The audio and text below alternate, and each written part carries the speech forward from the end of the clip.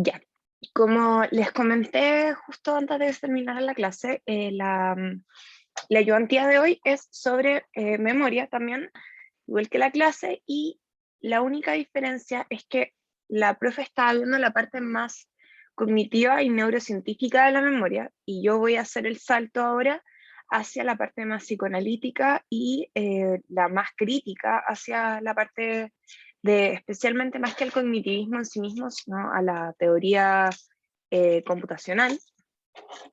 Y la próxima semana nos vamos a devolver a las neurociencias y vamos a ver Morris y Maisto más a detalle, porque este capítulo lo estuve revisando y no lo quise incluir en el mismo, como en la misma ayudantía hoy día, porque encontré que los iba a confundir demasiado con las teorías, son tres teorías al final distintas, y porque me parecía que ese capítulo de Morris y Maisto estaba un poco más complejo que el resto, entonces lo quería tocar un poco más a detalle. Por eso que lo estoy haciendo de esta manera. Fuera de que también, como les dijimos al principio, los procesos psicológicos son como que cada vez se van poniendo un poco más complejos. Entonces, por lo mismo quería ya en memoria como parar un segundito en esta parte. Entonces, igual que siempre les pregunto si es que tuvieron el tiempo de poder leerse el texto, especialmente el de Freud, me gustaría saber si se lo leyeron. Dionisio mueve la cabeza que no. Ya, perfecto. Em, y lo otro, el texto de Epstein es un poco más complejo en el sentido de que está en inglés. Y yo asumo que no todos y todas acá hablan inglés. Por lo mismo, em, hice lo que no me gusta hacer en las ayudantías, que es como básicamente resumirles los textos. Y se los resumí para que pudieran tener ahí como lo más importante para quienes estén complicados con el inglés, ¿ya? Eso. Partamos entonces con Freud. Como ustedes sabrán ya, especialmente en su universidad, Freud, psicoanalista, muy importante, tiene toda la teoría, la base del psicoanálisis, y él hace este pequeño ensayo respecto a la infancia y los recuerdos encubridores, ¿ya? Freud, como que es uno de sus textos más literarios en el sentido de que es mucho más como un ensayo, toma mucho más su experiencia personal, cuenta harto detalle de su infancia en esta parte. Es cortito en todo caso. Y como siempre con este típico lenguaje de Freud, bien, que yo encuentro que tiene como harto confeti, bien adornado. Entonces puede de repente ser un poco más complejo de leer, pero lentito nomás se va aprendiendo a agarrarle la mano a Freud. Entonces, en este texto, él lo que nos va a decir va a ser que, bueno, parte de la base de que en la infancia nosotros recordamos con imágenes. Eso va a ser de suma importancia, ya que generalmente pensamos, no solamente como los recuerdos, no solamente en la adultez los tenemos a través de imágenes, sino también van a haber otros tipos de recuerdos que tienen que ver con lo auditivo, de conceptos que muchas veces tienen que ver como con recordar algo mucho más específico, no como con una imagen tan asociada. En cambio, en la infancia los recuerdos se guardan a modo de imagen. Freud va a decir que tenemos muchos recuerdos que creemos que son indiferentes, ya no son recuerdos indiferentes en el sentido de que no importan, sino que no entendemos muy bien por qué están ahí. Y eso va a ser bien interesante, ya que lo que él se va a ir dando cuenta es que va a haber un cierto tipo de recuerdo que él va a llamar el recuerdo encubridor, como que oculta algo a la base. ¿Y qué es lo que oculta? Oculta un significado, eh, en realidad otro momento de nuestra vida en la cual eh, hubo un proceso de represión y de desplazamiento hacia este recuerdo encubridor. ¿Qué quiere decir esto? Cuando en psicoanálisis hablamos de desplazamiento, hablamos de que se toma Imagínense que tienen una imagen, ¿ya? Esa imagen podría ser ustedes pegándole a una pelota cuando chicos, no sé, tienen ese recuerdo. quizás ese recuerdo no significa solamente que ustedes le estaban pegando a la pelota, sino que hubo otro momento en su vida con el cual ustedes asocian esto, pero que tiene una parte mucho más afectiva, muy importante. Y eso generalmente nuestro yo trata de protegernos mediante un cierto tipo de simbolización, en el cual en vez de guardar el recuerdo afectivo, lo asocia quizás a esto de cuando ustedes estaban pegándole a la pelota. Por ejemplo, él en el texto da un ejemplo que se lo voy a decir al tiro, cosa de que después lo podamos ir trabajando, que él recuerda que cuando pequeño, estando con su medio hermano, en un momento estaba muy frustrado abriendo y cerrando una canasta, buscando algo adentro. Y no sabía qué estaba buscando, solamente buscando algo adentro y muy frustrado con que no lo acordaba. Y el recuerdo luego se transformaba como que él recordaba que después de esto miraba hacia una pieza y veía a su madre, ya a su madre vestida y se veía muy delgada. Y ese era todo el recuerdo. Y en ese momento como que se sentía más tranquilo una vez que veía a su madre. ¿Qué pasa? Antes de eso, un tiempo antes, él había tenido una empleada en su casa que había sido acusada de robo. No recuerdo bien cuál es la palabra en alemán, pero básicamente cuando a ti te llevan como preso o algo por el estilo, es una palabra que suena mucho a canasta, como encanastar sería como encasillar o encarcelar, ¿ya? Y cuando esta empleada que él quería mucho se fue, el hermano, el medio hermano le dice, no, es que a ella la encanastaron o algo por el estilo, o sea, era como en la asociación con la palabra. Entonces él pensó que a esta empleada la habían metido dentro de una canasta y fue a la canasta a buscar a la empleada y no la encontró, obviamente. Y él no se había acordado de esto, pero cuando empieza ya con su teoría y con todo esto de los recuerdos y de la memoria, empieza a pensar en por qué para él era tan importante abrir y cerrar la canasta y por qué estaba tan frustrado. ¿Y de qué se da cuenta? Que en este mismo tiempo que pasa esto, esta escena que él recuerda de la canasta y de su madre había ido a tener a su pequeña hermana. Hace muy poco había estado embarazada. Entonces, ¿qué pasó? La madre no estaba. Y él fue a buscar a su mamá a la canasta, como lo había hecho en otro momento con esta empleada, y luego le llamaba tanto la atención esto de ver a su madre delgada, porque había pasado 9 meses engendrando un niño, entonces una niña, entonces estaba con guatita. Por ende, ¿con qué llegó con todo esto? Esta parte afectiva que tenía que ver con la angustia de no encontrar a su madre, la desplaza a el recuerdo de abrir y cerrar la canasta. Y él se olvida de esto otro. Por ende, él ve que va a haber una presencia de represión en la formación de recuerdos encubridores, ya que él reprime, él olvida el inconsciente como que lo hace olvidar, le quita el recuerdo de la angustia que había significado no ver a su madre todo este tiempo porque se había ido a tener al bebé. Y de esta manera es que los recuerdos encubridores empiezan a aparecer, como este recuerdo que reprime una otra cosa y se desplaza hacia una imagen que quizás es mucho más pasiva para nuestro yo. Por ende, él va a dar cuenta también que los recuerdos encubridores pueden ser adelantados, atrasados o contiguos a la experiencia reprimida que simbolizan. Esto quiere decir que el recuerdo encubridor cuando se forma, digamos, evento A es el recuerdo reprimido, recuerdo B es el encubrido. Ya el evento B puede pasar antes del recuerdo reprimido, puede pasar después que el recuerdo reprimido o puede pasar al mismo tiempo que el recuerdo reprimido.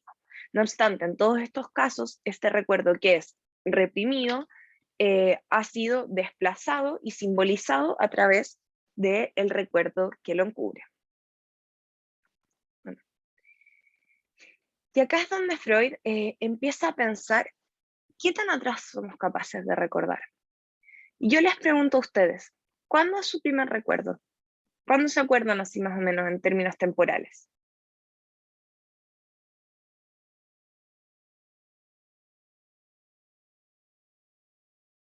No hay respuesta incorrecta, ni tampoco respuesta que sea patologizable.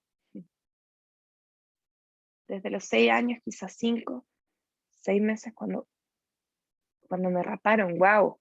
Había leído raptaron y me había angustiado un poco, pero acabo de leer bien el mensaje. Sí, Yo desde los 3 años, me acuerdo. ya, perfecto. Yo no tengo recuerdo desde los 8 meses que tuve un viaje con mi familia. Bueno, para que vean, acá hay harta diferencia, ¿ya? Y justamente Freud empieza a notar esto, que había gente que recordaba muy bien desde los 6 meses y otras personas que no recuerdan nada hasta los 5 o 6 años. Por ende, ¿qué va a pasar?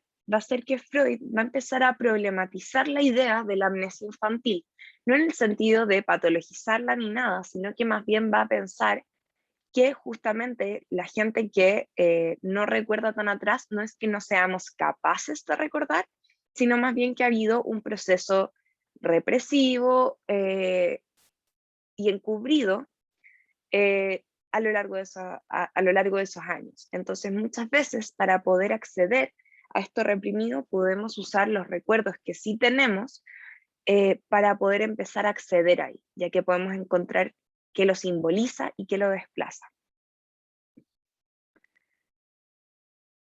Entonces, ¿cómo recordamos nosotros?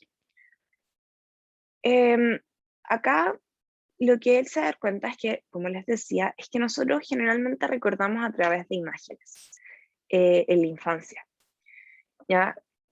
Los adultos tienen otras maneras de recordar también, pero justamente los recuerdos más tempranos siempre tienen la característica de imagen. Yo me imagino que también Freud nunca tuvo la experiencia de hablar con una persona quizás que era ciega, porque una persona ciega desde el nacimiento no tendría cómo formar imágenes, pero bueno, en esta teoría un poco más como acotada a lo que él ve al menos cuando escribe esto, es que los niños recuerdan en imágenes. Y lo curioso de esto es que generalmente esas imágenes, eh, o en esa misma imagen aparece la silueta del sí mismo, o sea, aparece uno en ese recuerdo. Puede ser eh, todo el cuerpo. Hay gente, el lunes, por ejemplo, una persona, me recuerdo que decía que se recordaba a sí misma como un poco como película. Otros me decían que recordaban como en blanco y negro o sepia cuando eran chicos. Pero sobre todo que claro, que todo el mundo tiene un poco el recuerdo de la corporalidad, puede ser la ropa que llevábamos puesta, eh, como les digo, está como proyección de la imagen de uno en el recuerdo. Pero siempre aparece esto. Y eso va a ser muy importante, ya que en la teoría, hasta este punto, cuando Freud describe esto, se había asumido que los niños, cuando están en sus primeros años de vida, siempre tienen toda la atención puesta en el exterior, como que no hubiese una atención hacia el sí mismo. Eh, y eso, como esta conciencia del sí mismo y esta presencia en el sí mismo lo va a llevar a pensar que efectivamente en la infancia habría una atención eh, en uno y que los recuerdos tempranos, él también va a dar cuenta que estas huellas némicas de los recuerdos tempranos no van a ser al mismo tiempo reales y afectivas, ya que esa asociación entre lo afectivo y lo real se desarrolla en una elaboración posterior. Es decir, o nos acordamos del afecto o nos acordamos de la imagen de cuando chicos.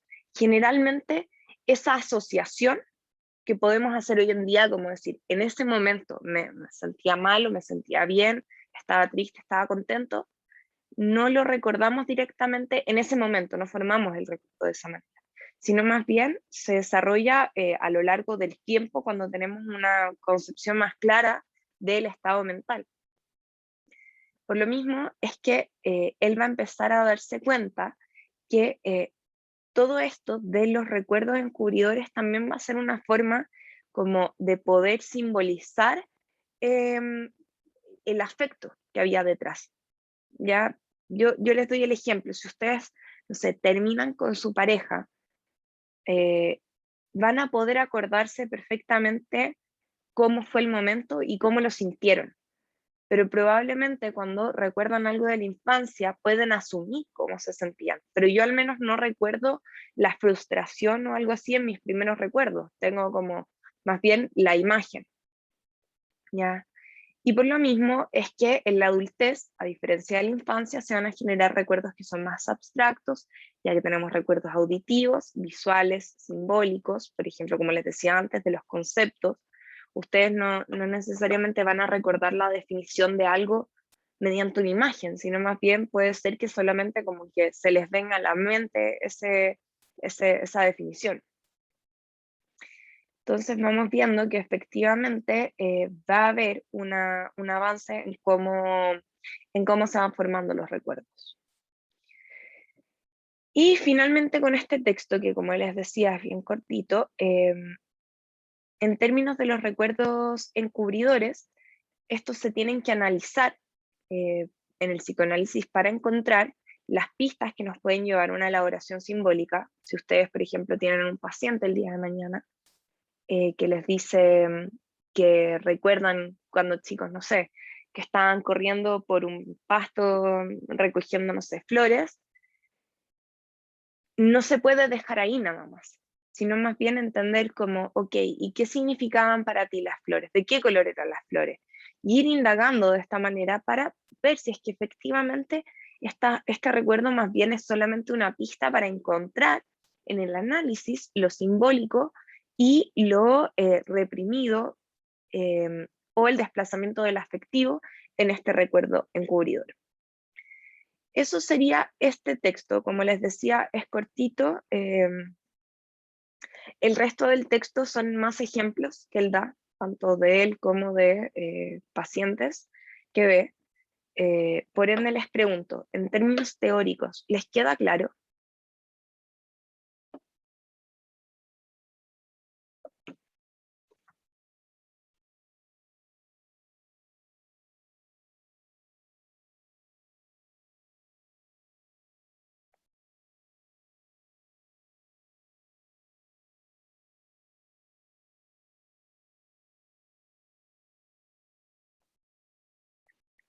Ya, perfecto. ¿Alguien, alguien que tenga alguna duda o algún comentario que hacer respecto a esto? A mí no me quedó tan claro la parte, mira, yo tengo una memoria, digamos, primitiva, por así decirle, con respecto a la encubridora que viene después, así es, la encubridora en el fondo desplaza a la que le estoy diciendo primitiva en este caso, que es la que tengo antes, y en el fondo dejo de recordar esa primera memoria que tenía y la encubridora es la que en el fondo está presente. Claro, la encubridora es la que está presente, pero recuerda que en términos temporales podría ser que pase como la que tú olvidas, por decirlo así, o la que es encubrida, efectivamente puede pasar como antes o después o al mismo tiempo que pasa la que es como reprimida. Pero el encubridor efectivamente es lo que tú recuerdas, como si tú recuerdas, no sé, como yo te decía, pegándole a una pelota cuando chico, quizás el recuerdo, el significado de ese recuerdo no sea el recuerdo en pegarle una pelota, sino que lleva a otra asociación, como lo que decía Freud, él recuerda abrir la canasta, pero en verdad esa canasta tenía que ver con la angustia de la madre. Ya, ahí hice la conexión, vale. Ya, súper. De nada. Loreto dice, ¿los sueños también encubren un mensaje real? Sí. Sí, de hecho yo hago harto, yo encuentro que como, al menos como el mismo Freud describe el análisis de los sueños, es bien, ah, perdón, Alejandro, em, eh, es muy parecido a lo que menciona respecto a los recuerdos encubridores, como que efectivamente él dice como que hay, a ver, así muy en resumen de la teoría de los sueños, él va a decir que van a haber restos diurnos que aparecen en los sueños, pero que aparecen, estos restos diurnos, no sé, puede ser que ustedes durante el día, yo que sé, vieron un auto rojo y en el sueño aparece el auto rojo, pero en verdad ese auto rojo no significa auto rojo, sino que más bien está simbolizando también hay un desplazamiento de un mensaje inconsciente que se está justamente simbolizando mediante ese auto rojo. Y es bien parecido como el proceso de indagar en esto de los recuerdos descubridores, para indagar en los sueños, porque efectivamente ambos cumplen con una función muy parecida, que es proteger al yo con una parte que quizás sea más dolorosa, que en este caso es la parte afectiva, o bien, pero no lo piensen solamente como eh, que sean puros recuerdos que signifiquen cosas terribles, sino de repente puede ser hasta mucha alegría y simplemente eso fue encubrido, quién sabe por qué. Pero claro, la similitud es la misma. Bien.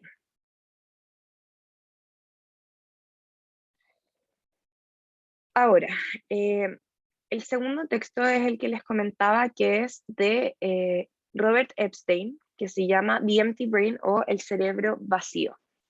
Este es el que les digo que es un poquitito más tipo resumen, porque estaba en inglés. Este texto va a partir con la frase, no sé si parte, no sé si la primera frase, pero la que a mí al menos más me llamó la atención desde el principio, que dice que el cerebro no contiene la memoria, como que la memoria no está dentro del cerebro. Y se va a hacer entonces una crítica en este texto hacia la teoría computacional de la mente, y ya la venimos hablando, la teoría del procesamiento de la información, que la venimos hablando ya hace harto rato. Él va a partir por problematizar ya 3 puntos bien relevantes. Efectivamente, él va a decir que los computadores presentan o funcionan a través de la representación de símbolos. Un computador, tú le puedes entregar un mensaje mediante ceros y unos que después el computador traduce al lenguaje que nosotros estamos acostumbrados a usar. En este caso pueden ser imágenes, letras, lo que sea. Y efectivamente hay una serie de símbolos que el computador puede codificar y decodificar como para guardar la información. Ese va a ser el primer punto. Ya, a diferencia de los computadores, nosotros no funcionamos a través de símbolos. Nosotros, o sea, a través de representación de símbolos. Nosotros recordamos las cosas. No hay como ¿cómo les podría decir? Como un lenguaje técnico que ocupe nuestro cerebro para recordar. Ese es como el primer punto que él hace. El segundo es que los computadores tienen una memoria físicamente donde pueden guardar las cosas y pueden buscarlas después mediante algoritmos que poseen. Nosotros en el cerebro, como les mostraba bien hoy día la profe, no tenemos un lugar donde nosotros podamos ir a buscar específicamente como, ok, acá está el recuerdo, porque no hay una neurona que contenga un bit de información como quizás funciona el computador, que va guardando por pedacitos. Y tampoco hay una manera de buscar, de ir a buscar para atrás en el cerebro que sea específica. Yo no puedo poner, no sé, control F y buscar una palabra y ver todos los resultados que me aparecen de esa palabra. No, más bien tiene un funcionamiento mucho menos concreto. Y finalmente los computadores también funcionan a base de un programa. Están, no sé, da lo mismo el computador que uno tenga, si es que el software es, no sé, Windows, o el software es de Apple, un iOS, va a funcionar de la misma manera en ese computador o en cualquier otro que lo tenga instalado. Nosotros no funcionamos todos iguales porque no tenemos un software cargado que nos haga funcionar de una manera. No estamos literalmente programados para funcionar como funciona un computador. Por ende, él va a notar que a través de la historia hemos hecho algo que es bien, bien curioso, que ha sido tratar de homologar nuestro funcionamiento a través de metáforas, ¿ya? Y él va a ver estas 6 metáforas que van a aparecer en la historia. La primera tiene que ver con la metáfora creacionista o el creacionismo en sí, que tiene que ver con que estamos hechos a base de tierra o barro, gracias a un Dios, ya a un ser omnipotente que nos crea, básicamente que nos moldea. Y cómo funcionamos en general es a base de cómo Dios nos hizo y Dios nos controla, no sé, o nos mira desde arriba. Esa es como la primera explicación que hay sobre el ser humano. Luego, con el tiempo, ya llegando a la antigua Grecia y Roma, aparece la metáfora hidráulica, que es la metáfora o la teoría de los 4 humores. No recuerdo muy bien en este momento cuáles eran las 4 sustancias que aparecía, pero por ejemplo me acuerdo que estaba como la bilis negra y otras sustancias que se iban moviendo a lo largo del cuerpo, y eso iba generando que nosotros funcionáramos, como mediante todo esto se genera también porque es en este momento en la historia cuando se empieza a estudiar el funcionamiento de los fluidos, cómo se mueve el agua, cómo se mueve, no sé, especialmente el agua, pero claro, se empieza a estudiar el movimiento de fluidos, se dan cuenta que el cuerpo tiene sangre, entonces piensan que los distintos fluidos que hay dentro del cuerpo efectivamente serían los cuales explicarían el cómo somos. Entonces, si es que una persona, no sé, tenía mucho de un fluido y muy poco de otro, eso explicaría que la persona fuera más depresiva o más histérica, por ejemplo, no sé, o tuviese una psicosis. Obviamente ellos no tenían esta nomenclatura que tenemos hoy en día, pero sí lo explicaban de esta manera. Ya con el paso de los años empiezan a aparecer estas metáforas un poco más como ingenieras, encuentro yo, porque empieza también a ver el desarrollo de las tecnologías y de las máquinas en general. Entonces aparece esta que es la metáfora autómata y mecánica, que aparece con Hobbes y Descartes, que ambos por separado plantean efectivamente que seríamos como máquinas complejas que tienen todo un engranaje dentro de sí mismo, sería o en el cerebro o en el cuerpo, dependiendo del autor, pero que efectivamente este engranaje sería el cual nos hace funcionar como si fuésemos unos robots. Entonces como que tendríamos piezas específicas que cumplen funciones específicas, al igual que lo que pensamos, lo que termina pensando igual la metáfora computacional, pero a distintos niveles de tecnología. Luego, con el avance de las ciencias, se crea la electricidad y la luz. Y con la creación de la luz, empiezan a pensar, oh, hay estímulos eléctricos y químicos dentro del cuerpo. Y se crea la metáfora química y eléctrica. En ese sentido, es bastante fácil entender por qué empieza a aparecer esto, y es porque también a través de la historia, y especialmente entre 1700 y 1800, se empiezan a hacer una serie de experimentos en los cuales se empieza a ver que hay efectivamente un funcionamiento nervioso eléctrico dentro del cuerpo. Recuerdo que había un experimento bien interesante, no me acuerdo de quién era, pero que tomaban una rana, o creo que eran solo las piernas de la rana, y las electrocutaban. Y cuando electrocutaban esas piernas, obviamente la rana estaba muerta porque las piernas estaban separadas del cuerpo. Cuando las electrocutaban, la pierna se movía, como que hacía no en el sentido de que como del choque eléctrico, sino que empezaban a reaccionar los músculos. Entonces ahí es cuando empiezan a pensar, hay efectivamente un cierto tipo de corriente eléctrica dentro de nuestro cuerpo, entonces la teoría va a proponer que vamos a hacer una serie de interacciones electroquímicas.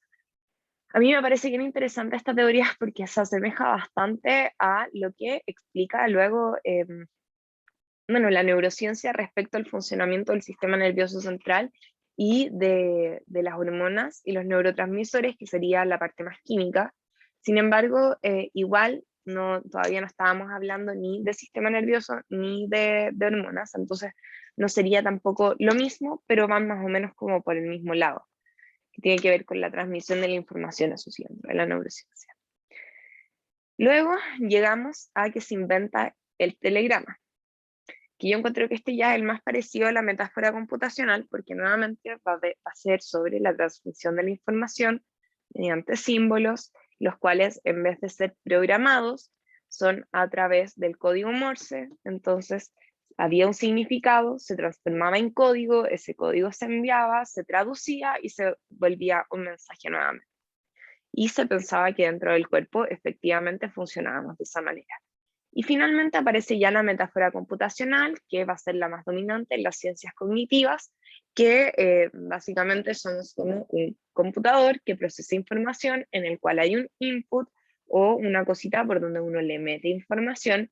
Imagínense que les enchufan un pendrive y ese pendrive es procesado y el computador les entrega de vuelta la información que hay dentro de ese pendrive, o sea, el output. Y esa va a ser la metáfora en la cual desde el computador, la primera máquina de computador, la máquina de Turing, se inventa, va a aparecer en las ciencias cognitivas y no la dejamos tirada nunca más. Hay hasta el día de hoy estudios respecto a esto. Hasta esta parte van bien, ¿se va entendiendo?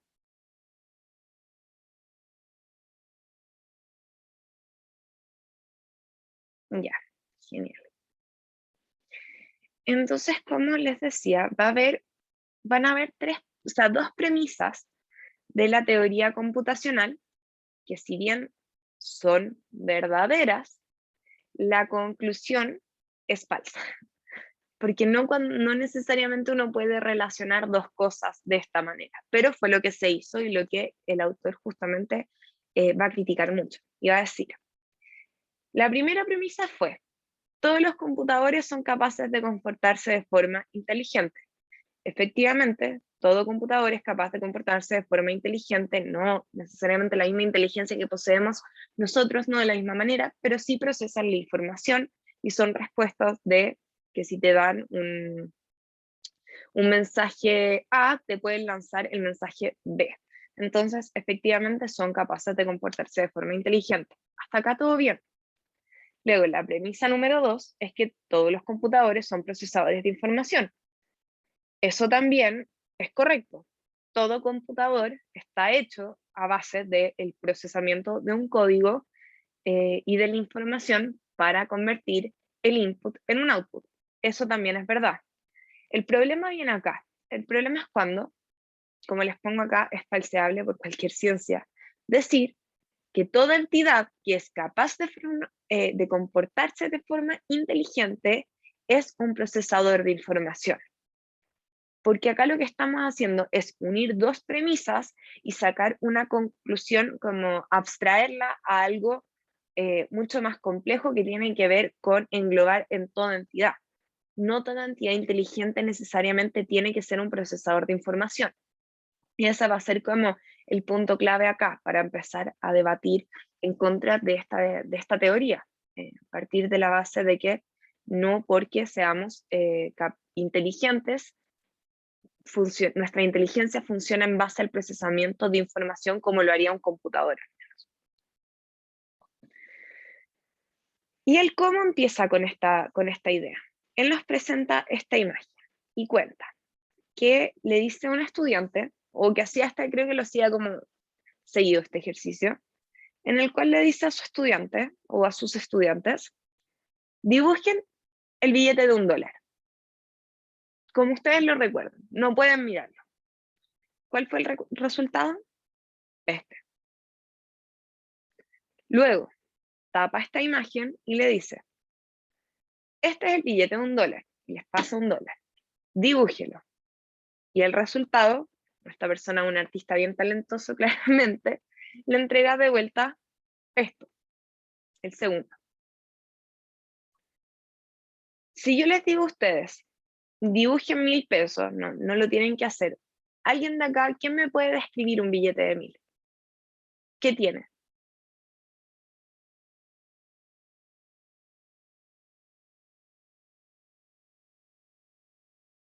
el color característico, el personaje, la cantidad que en el fondo identifica 1000, la forma también, que es como un rectángulo. Y eso a simple vista, porque el resto ya sería como el tacto y la textura. Pero ¿te acuerdas? Tú podrías representarlo así, te quedaría en tu imagen mental del billete de 1000 pesos, ¿está más cercana a esta o a esta, Dionisio? A la primera, Sí, ¿verdad? a la de arriba, Sí. sí. Yo la verdad no me acuerdo ni siquiera quién está en el billete de 1000 pesos. Sé que es verde, es todo lo que sé, es todo lo que me acuerdo, porque esa es mi manera yo creo que es la de todo el mundo que sabemos los colores de los billetes y podemos abrir la billetera y sacar algo rápido. Pero fuera de eso, el acordarme específicamente qué dice dónde, hacia qué lado mira el caballero, ni idea. Yo solo sé que está en el de 5 lucas la Gabriela Mistral. Eso me acuerdo y que es rojo, por ejemplo. Fuera de eso, y que el de 10 es azul, el de 20 es naranjo y el de 2 es morado. Eso es todo lo que sé, no recuerdo más. Y claro, ¿qué nos enseña esto? Si nosotros hiciéramos este mismo ejercicio con un computador y le dijéramos, reprodúzcame o dibújeme un billete de $1, el computador, a diferencia de nosotros, es capaz de guardar la memoria de una manera sumamente concreta. Entonces, como ya procesó esa información una vez, la tiene codificada y podría devolverte la imagen concreta. Nosotros no, porque el computador puede ir a buscar de vuelta a su base de datos, como si es que ya tiene la imagen ya vio una vez la imagen, podría devolverla de la misma manera, si la tiene guardada en la memoria. Nosotros no. Entonces acá se va a dar cuenta de que hay un argumento muy importante en contra de la teoría computacional. Lo primero es que se piensa que nosotros representamos el mundo literalmente. Mentira. No tenemos una representación literal en nuestra memoria. No tenemos algo tan concreto. Nuestra memoria es mucho más abstracta en ese sentido. Lo segundo que se piensa, o se solía pensar, ya se sabe que no es así al menos, es que tendríamos en una neurona un cierto tipo de información y podríamos ir a mirar al cerebro y decir, a ver, ¿qué hay en esta neurona? Y decir, ya, acá está cómo contar. Mentira. Las neuronas no tienen una información específica, ¿ya? En términos de lo que es real, es que nosotros tenemos la capacidad mucho mayor de poder reconocer que de recordar algo. ¿En qué sentido se los digo? Si yo les muestro, por ejemplo, lo voy a hacer acá. Yo les muestro esto. ¿Qué es?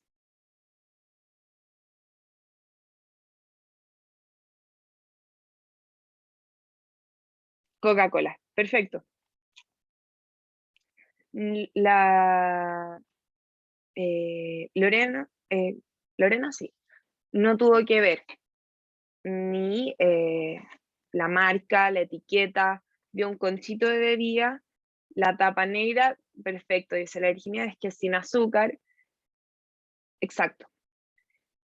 Probablemente si yo les pidiera a ustedes que me dibujen el logo de Coca-Cola, podrían recordar más o menos cómo es, como que es en cursiva y todo, pero reproducirlo exactamente no lo van a poder hacer, al menos que lo hayan hecho un par de veces antes, al menos copiándolos. Como si yo les digo, dibujen a Mickey Mouse, al menos que ya hayan dibujado a Mickey Mouse antes un par de veces, copiándolo, van a dibujar algo similar a Mickey Mouse, pero que no es Mickey Mouse. Pero sí podemos, si ven a Mickey Mouse, si ven a Coca-Cola, van a acordarse y van a reconocerlo de inmediato, porque la marca de Coca-Cola está en todas partes. Entonces es demasiado fácil. Uno ve un poquitito, yo podría ver esa C sin la necesidad del color de nada y decir eso es Coca-Cola. A diferencia de un computador que efectivamente necesitaría todos los símbolos que representan para poder reconocerlo. Nosotros funcionamos al revés. Y finalmente es que son miles de neuronas las que en vez de guardar la memoria, se reorganizan para recordar algo, porque las neuronas se conectan y cuando se conectan y generan neurona A con neurona B una conexión, esa conexión ya no se pierde, al menos que ya haya un deterioro. Por ende, el cerebro se va reorganizando y reordenando mediante conexiones para poder recordar algo. Por ende, para poder recordar, esas dos neurones que en un momento se conectaron, es como que se prendiera esa conexión de vuelta y aparece esto que se había formado cuando se habían conectado por primera vez. Y por eso recordamos a través de este procesamiento de miles de neuronas, porque de partida tenemos millones de neuronas, trillones de conexiones, y así es como funciona nuestro cerebro. Por ende, no tenemos como sería una memoria RAM con una cantidad de gigabytes dentro que sea capaz de guardar, sino que más bien son millones de conexiones que se van haciendo dentro del cerebro.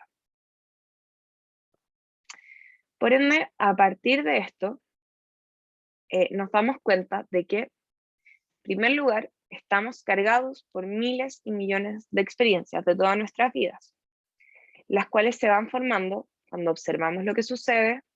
Estamos expuestos tanto a estímulos irrelevantes como relevantes que asociamos y somos castigados y premiados por nuestro comportamiento. De esta manera se nos condiciona y vamos aprendiendo. Por ende, esto de los estímulos irrelevantes y irrelevantes es bien importante. Si yo les digo que escuchan, digamos que hay una sirena sonando afuera de mi apartamento, ¿por qué podría haber una sirena?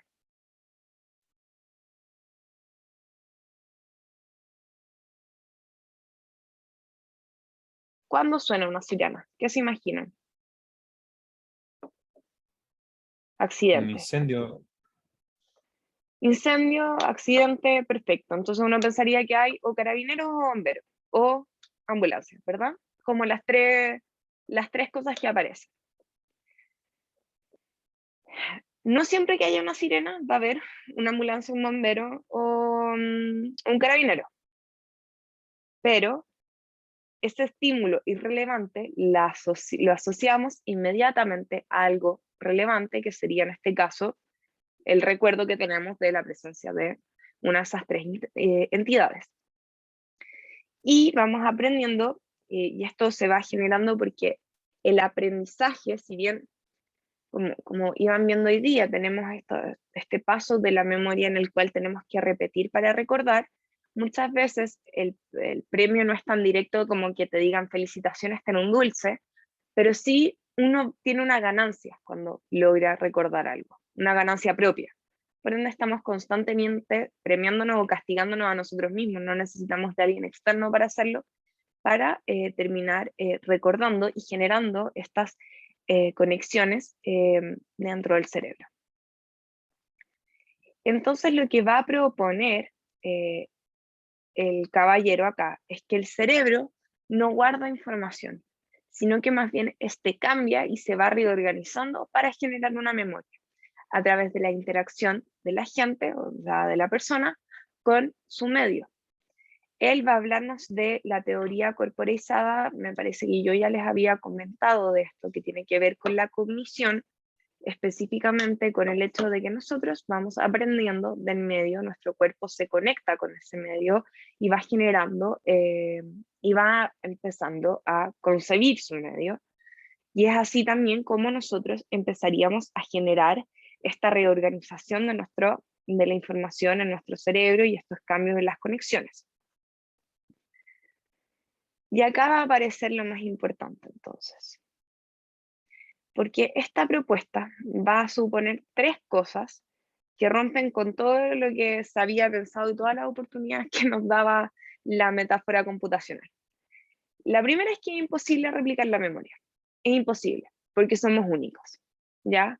Somos únicos, inigualables, no en el sentido de que seamos especiales, sino más bien de que somos únicos porque nuestras experiencias son únicas, porque solamente Nosotros hemos vivido dentro de nuestro cuerpo, experimentado cómo hemos experimentado la vida, hemos visto las cosas que hemos visto, nos han pasado las cosas que nos han pasado estando en lugares específicos.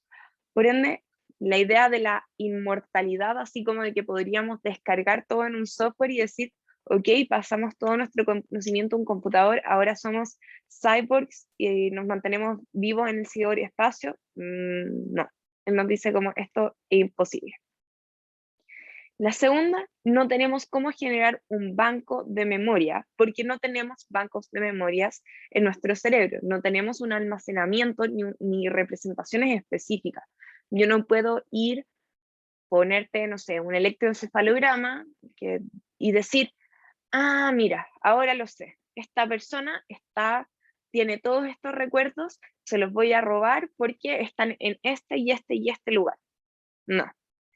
Y por lo mismo, y esto nos lleva a lo más interesante, no existe motivo para creer que el cerebro o que dos personas cambian de la misma forma por la misma experiencia, porque las experiencias no son aisladas, todo pasa en un contexto, entonces por más que, no sé, yo y Dionisio, lo digo al tiro porque lo veo ahí con la cámara, muchas gracias, que estemos ahí, no sé, digamos que estamos en su facultad y estamos sentados en la misma sala, mirando al mismo profesor, su cerebro no se va a reorganizar de la misma manera que el mío. Porque puede que, en primer lugar, pensando en los procesos psicológicos, la atención sea distinta, puede ser que la manera en la que su cerebro se ha reorganizado, digamos que la neurona trillón 1 se juntó con la trillón 2, y puede ser que en la mía se haya juntado la, eh, la neurona 101 con la 102, porque esas otras dos conexiones ya estaban ocupadas. Imagínenselo de esa manera. Como que no habría motivo para pensar que todo el mundo reorganiza su cerebro de la misma manera porque dos experiencias no estarían aisladas. El cerebro se ha ido formando a lo largo de toda la vida. Y les traduje esta última cita que a mí me pareció tan bonita, no sé. Yo soy súper contra, así me declaro que a mí no me gusta nada esta teoría, nunca me ha gustado, yo creo que nunca me va a gustar, entonces puedo, como que la encontré demasiado buena esta cita que hace, que dice, somos organismos, no computadores, supérenlo, comencemos con la tarea de intentar conocernos, pero sin obsesionarnos con un bagaje intelectual innecesario. La metáfora computacional ha tenido medio siglo produciendo, si es que, un poco de insight en su recorrido. Es tiempo de apretar la tecla eliminar. Y con esto termina el texto. Como les decía, no es tan complicado. Yo les agregué un poco más de teoría de lo que hemos ido viendo en la clase, de hecho, pero sobre todo es una buena crítica. A mí me parece bien interesante.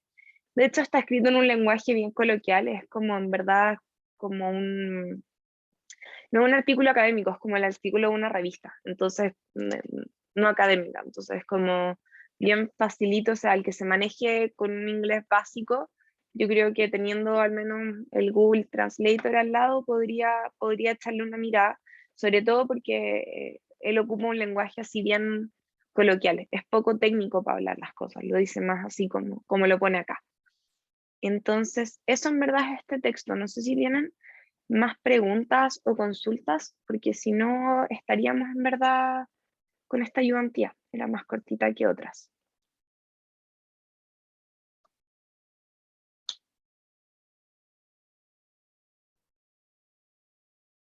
De nada, Virginia, qué bueno que te haya gustado. Y sí, solo va a reflexionar con lo que estás explicando y chuta, yo por lo general no leo los textos antes de la ayudantía porque me sirve más para leerlos después recordando lo que vimos contigo.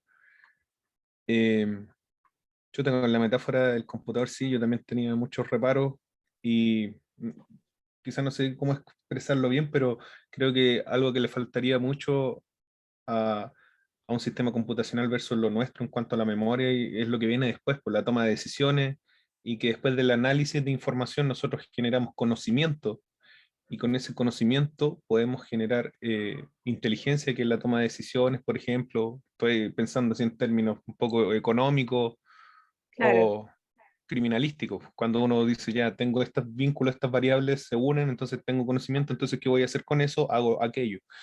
Probablemente eso también es algo que nos diferencia con el computador, pero a la vez también nosotros en investigación científica igual pues, utilizamos software, análisis de datos, cosas que podamos analizar mucha más información de la que podríamos nosotros solo con nuestra memoria.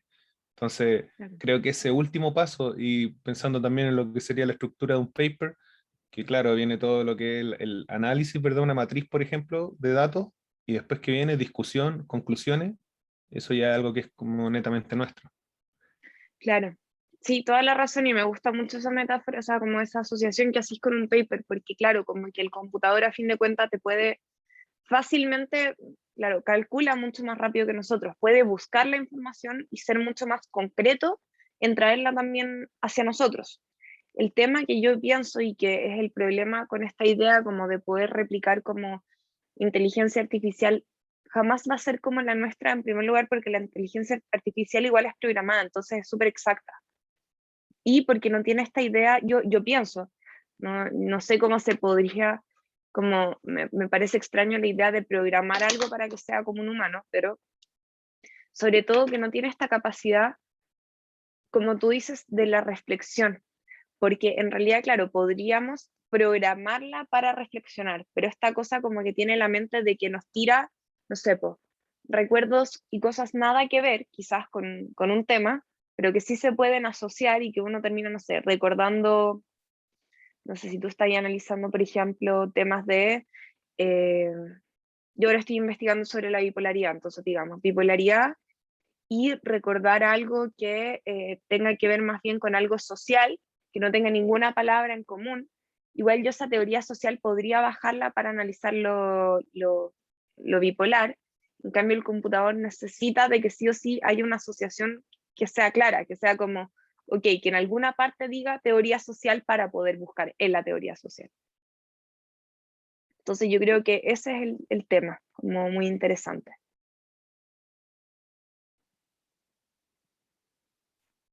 Eso, muchas gracias por la ayudantía nuevamente, Isi. No, de nada. Muchas gracias a todo el mundo por venir. No, no eras Virginia, eras Alejandro, creo. Alejandro, no sé si es que querías comentar igual lo que ibas a decir o no, no sé.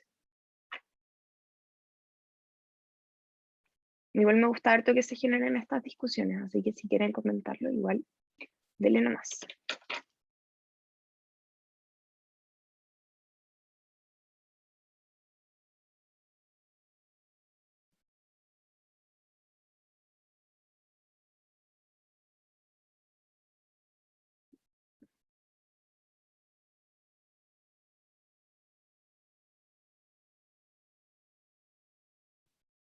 ¿No?